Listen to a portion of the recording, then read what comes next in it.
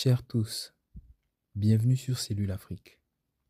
Aujourd'hui, nous allons nous interroger sur la conception que nous avons de la religion en Afrique.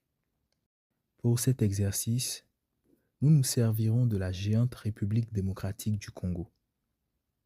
Le but ici, et vous le comprendrez très vite, est de mettre le doigt sur les pratiques déviantes de la religion et le tort qu'elles font subir à nos populations. Nous voulons frontalement dénoncer ce fléau qui ronge l'Afrique à travers l'exemple de la RDC. Justement avant ça, laissez-moi vous parler de la République démocratique du Congo.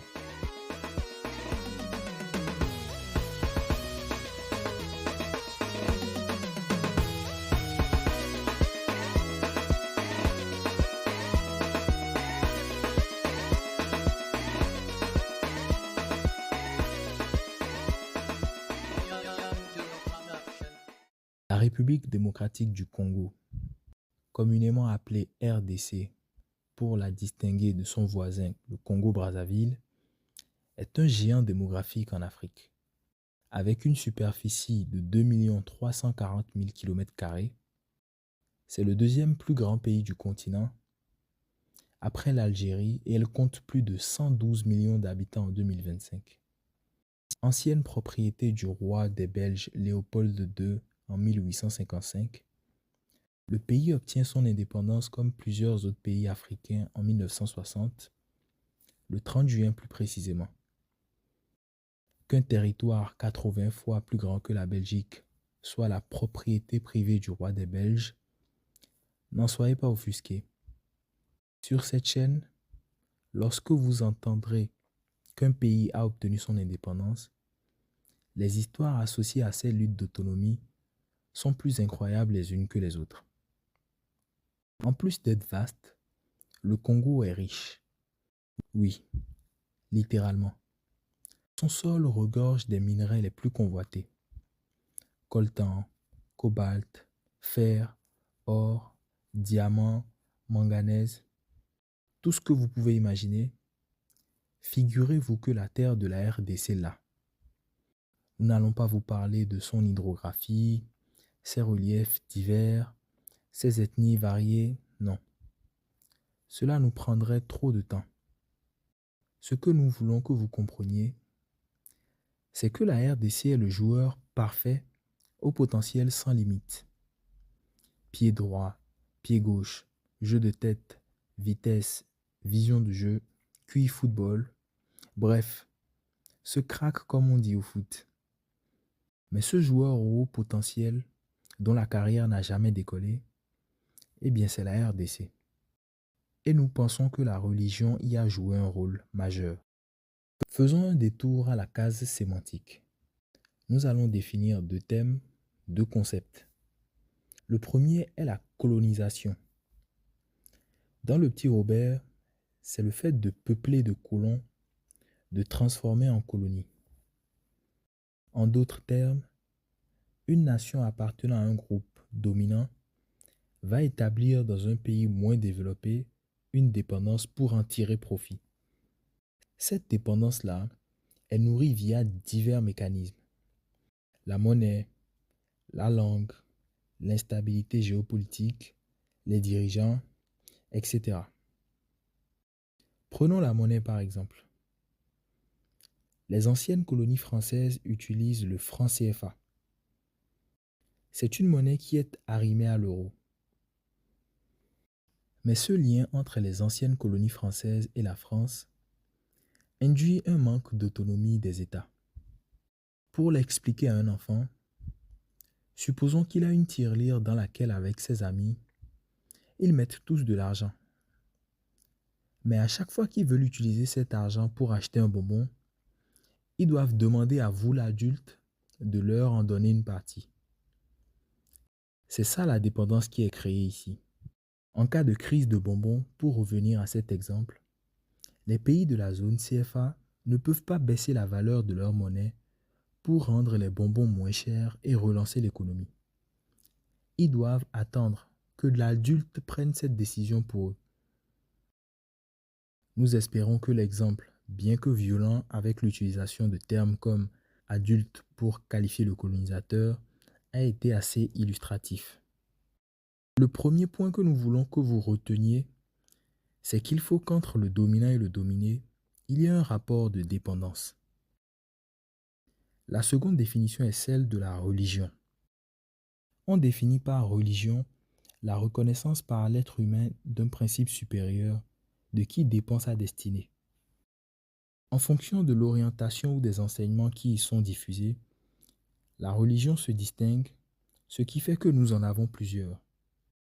Le christianisme va se tourner vers l'enseignement de la vie de Jésus-Christ, pendant que l'islam est fondé sur le Coran. La venue de ces courants idéologiques sur le sol africain n'est pas une révolution en elle-même. Nous voulons dire que les Aïrois n'ont pas attendu le colon pour croire en Dieu. L'homme en général a toujours voulu justifier son existence au travers de sa foi. Penser qu'il y a un être supérieur qui régit toutes les lois de l'univers est un courant de pensée on ne peut plus logique et un raisonnement totalement humain. Ce qui a fondamentalement fait du tort au peuple de l'ancien Zaïre et à l'Afrique en général à travers la religion, ce sont fondamentalement trois choses. Premier point, la dépendance religieuse savamment nourrie par le colon. Deuxièmement, l'attente d'un miracle sans lendemain. Et troisièmement, le caractère pervers humain. Les amis, vous êtes-vous déjà posé la question de comment on peut soumettre un homme au point de l'esclavagiser? Cellule Afrique a une réponse qui est sienne et bien sûr veut votre avis en commentaire. Nous pensons qu'il faut désarmer mentalement, moralement et physiquement l'entité que l'on souhaite exploiter. Il ne faut lui laisser ni de près ni de loin aucune chance d'avoir un appui lui permettant de croire qu'il peut s'affranchir de sa condition. Vous nous direz, mais quitte à ne plus pouvoir penser que l'on peut s'en sortir, c'est là le moyen de tenter de s'en sortir. Ne dit-on pas chez nous que cabri mort n'a plus peur de couteau? Si je n'ai aucun espoir, alors autant chercher une issue de secours. Nous allons réajuster nos propos. À l'entité que l'on veut exploiter, il ne faut lui laisser aucune chance rationnelle de penser qu'elle peut s'en sortir. Il faut juste lui laisser un espoir de ce qu'elle peut s'en sortir. Qu'est-ce qui garantit cet espoir? Un personnage imaginaire qui viendrait le délivrer. Il faut attendre Dieu. Le colon a nourri cette attente-là dans nos cœurs et nous le répétons. Si nous n'avions pas de croyance de base, il nous aurait été impossible d'adhérer à ce discours qui nous a été proposé. C'est sur ce levier que le colon a joué pour nous faire espérer la venue d'un Messie. Et cette pensée nous a été inculquée sur des générations. La preuve en est qu'aujourd'hui, l'Occident est constitué de 6 à 14% de sa population qui est athée contre 2,5% en moyenne en Afrique. La République démocratique du Congo est en deçà de cette moyenne, avec 1 à 2% de sa population qui se considère athée. Venons-en au second facteur qui est la raideur d'esprit que nous, Africains, avons développée du fait de ce conditionnement mental du colon. Attendre le Sauveur nous a complètement plongés dans une paresse intellectuelle, un semblant de confort malsain. Nous avons été conditionnés à croire que nous n'étions pas capables de grandes choses et nous nous y sommes conformés. D'ailleurs, un personnage étroit d'esprit, Senghor pour ne pas le citer, disait « L'émotion est nègre, la raison est laine. Le coup de poignard venait des nôtres. » Rappelons à Senghor que la civilisation négro-égyptienne était la mère du raisonnement logique et mathématique. Cela veut dire que nous sommes capables de grandes réalisations. Mais nous voulons constamment nous en remettre à Dieu, du fait de notre conditionnement et aussi de notre faute à nous-mêmes.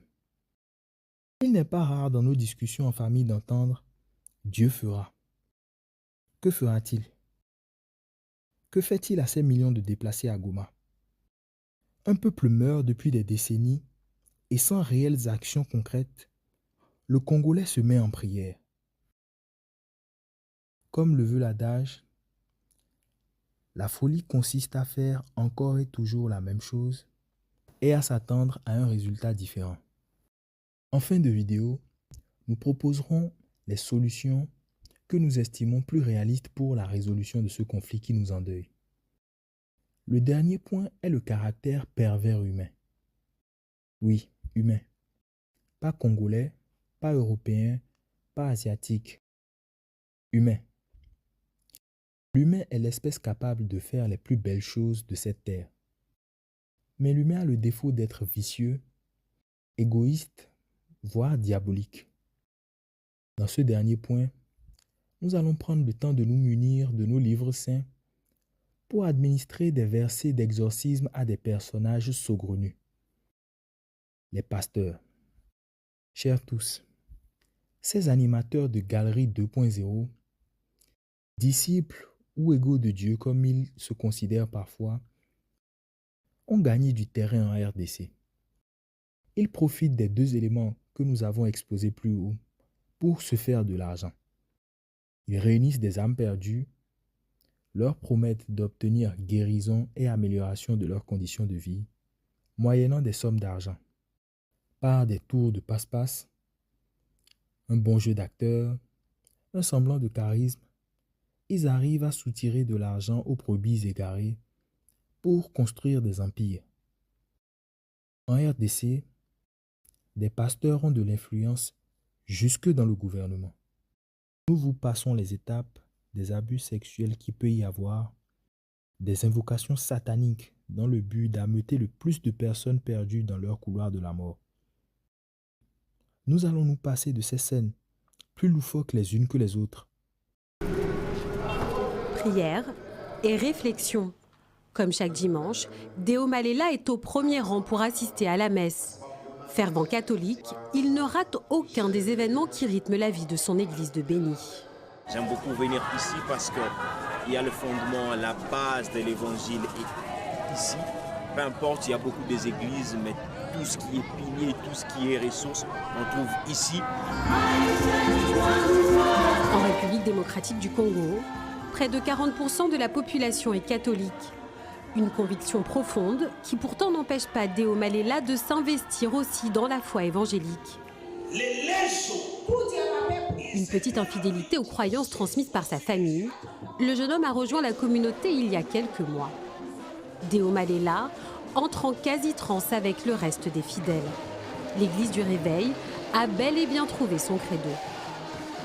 Les gens l'apprécient parce qu'ils trouvent la vérité dedans, ils trouvent la guérison dedans, et des fois le Saint-Esprit le parle d'une manière ou d'une autre. Et ils ont vraiment cette soif. Et ils sèment les églises de réveil à cause de la révélation qu'ils trouvent dedans et la bénédiction. Ce qui se passe au Congo permet aux plus vicieux de s'enrichir sur le désespoir de certaines personnes avec des œillères. L'humain n'a parfois pas de cœur et la RDC nous le rappelle bien. À ces pasteurs qui n'ont que d'intérêt financier.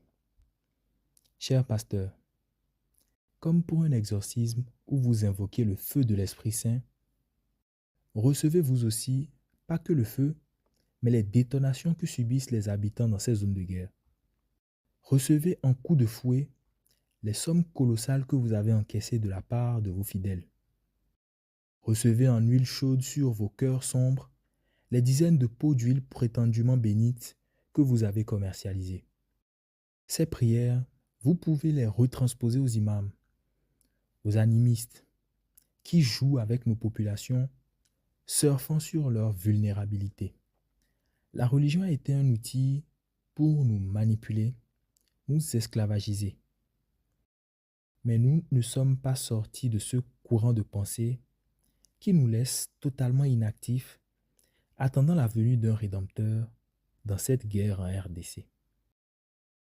D'autres des nôtres en profitent d'ailleurs pour se faire les poches. Les autres ont leur tort, mais nous aussi. De cette analyse, pensez-vous que Dieu a oublié ses plus fidèles servants? Pour finir, Nous ne disons pas que la croyance est mauvaise.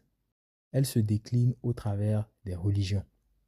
Mais ce n'est pas la croyance seule qui nous sortira de ce conflit en RDC. Il faut cibler les problèmes et s'attaquer à ses racines.